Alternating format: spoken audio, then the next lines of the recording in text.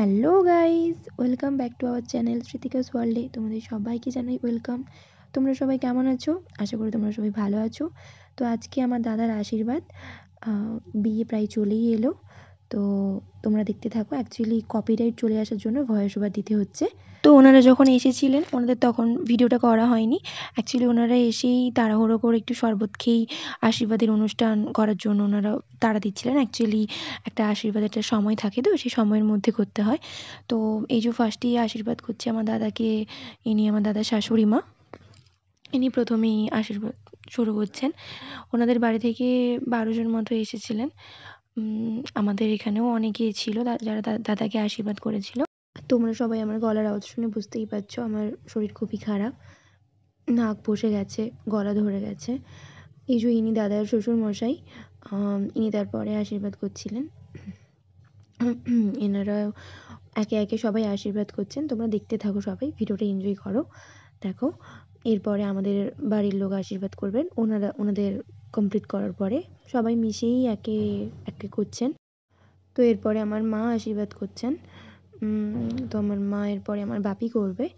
তো দেখতেই পাচ্ছ তোমরা, ইনি আমার মা। অ্যাকচুয়ালি আমার শ্বশুর বাড়ি থেকে কেউই আসেনি। আমার শ্বশুরমশাইয়ের শরীরটা খুবই খারাপ, তো সেই কারণে আমার বরও আসতে পারেনি। আমার বর আমার শ্বশুরমশাইকে নিয়ে কলকাতাতে গিয়েছেন চেক আপে। শ্বশুরমশাইয়ের শরীরটাও ভীষণ খারাপ, সেদিকেও মন মেজাজ ভালো নেই। না হলে ওনাদেরও আসার খুব ইচ্ছে ছিল, ওনারাও আসতে পারেননি। তো এখানে দেখতেই পাচ্ছ আমার মা আশীর্বাদ করছে, এরপরে আমার বাপি করবে, তারপরে একে একে করবে। দেখতে থাকো তোমরা। এই যে আমার বাপি, এরপর আমার বাপি আশীর্বাদ করছে দাদাকে। তো বাপি করার পরও এরপরে অনেকে করবে। তারপরে ওনাদের সেরকম কিছু খাওয়া হয়নি, তো ওনারা আশীর্বাদ করার পরে ওনাদেরকে টিফিনের ব্যবস্থা করা হয়েছে ওনাদের জন্য। ওনাদেরকে টিফিন দেওয়া হবে। দেন তারপরে দুপুরে লাঞ্চ করে ওনারা বিকেলের দিকে বেরোবেন।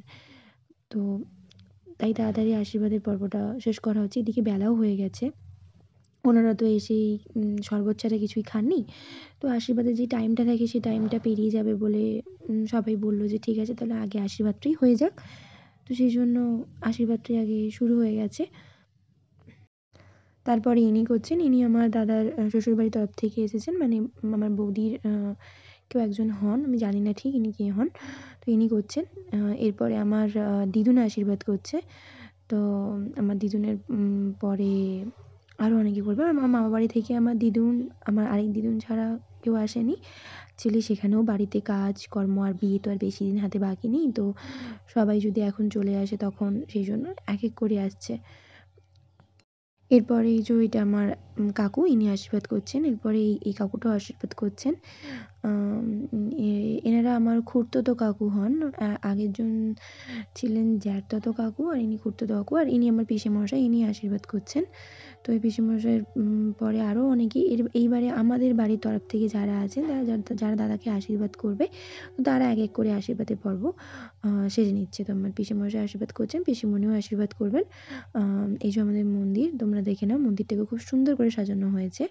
আর এই যে আমি, অবশ্যই কমেন্ট করে জানিও আমাকে কেমন লেগেছে। তো এরপরে আমরা খাওয়া দাওয়ার এখানে চলে এসেছি। তো আজকে ছিল মেনলি একাদশী, তো এই দিন ছাড়া ডেট পাওয়াই যাচ্ছিল না আশীর্বাদ দিতে। তো ওনাদের প্রথমেই খাওয়াতে, মানে খাওয়ানোর ওখানে বসানো হয়ে গেছে, ওনারা খাচ্ছেন। তো আজকে মেনুতে ছিল আলু ভাজা, পটল ভাজা, বেগুন ভাজা, চিংড়া মাছ, কাতলা মাছ, একটা সবজি, আর ভেজ ডাল, লবণ লেবু তো থাকেই, আর চাটনি, পাঁপড়, পায়েস, মিষ্টি।